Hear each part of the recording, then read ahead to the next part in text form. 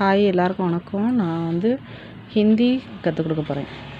இப்போ வந்து பிராத்மிக் ஃபஸ்ட்டு இப்போ எக்ஸாம் ஸ்டார்ட் ஆகுதுல்ல, அதுக்காண்டி இப்போ நம்ம வந்து கொஸ்டின் ஆன்சர் மட்டும் ப்ராக்டிஸ் பண்ணிடலாம்.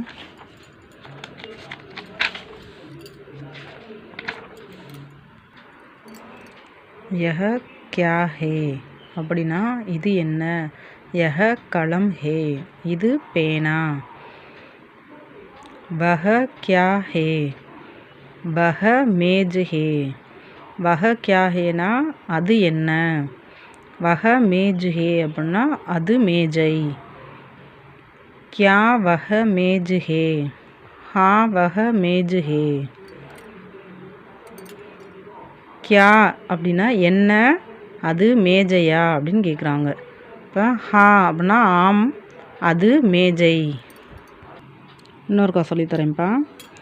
யஹ கியா ஹே இது என்ன? யஹ கலம் ஹே இது பேனா. வஹ கியா ஹே வஹ மேஜ் ஹே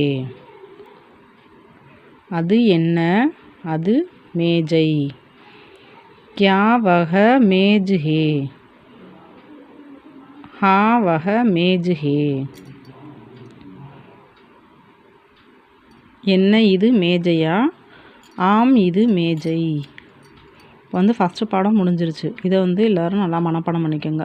எல்லா சப்ஜெக்டில் இருந்தும் எல்லா பாடத்துலேருந்தும் ஒவ்வொரு கொஸ்டின் வருது. அதனால் எல்லாத்தையுமே மனப்பாடம் பண்ணிக்கோங்க. இப்போ வந்து 2வது பாடம் பார்த்துடலாமா? ஈஸி தான். அதனால் ஹாத் மே கியா ஹே ஹாத் மே கலம் ஹே அப்படின்னா ஹாத்னா கை, கை மே கையில் என்ன இருக்கிறது? ஹாத் மே கலம் ஹே அப்படின்னா கையில் பேனா உள்ளது அப்படின்னு அர்த்தம். அடுத்து திவார். திவார்னா சுவர், சுவரின் மேல் என்ன உள்ளது?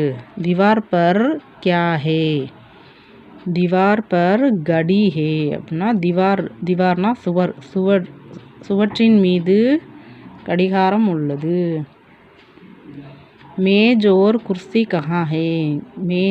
மேஜ்னா டேபிள், டேபிள் ஓர் குர்சி, குர்சினா சேர், சேரில் என்ன எங்கே உள்ளது அப்படின்னு கேட்குறாங்க. கஹா அப்படின்னா எங்கே உள்ளது. மேஜ் ஓர் குர்சி ஜமீன் பர் ஹே. ஜமீன்னா தரையில் இருக்குது. மேஜையும் குர்சியும் தரையில் இருக்குது அப்படின்றாங்க. இப்போ நம்ம 2 பாடம் பார்த்துருக்கோம். ஏதாவது டவுட்னா கேளுங்க, கமெண்ட்ஸில் கேளுங்க. டெய்லி 2 பாடம் பார்த்துடலாமா?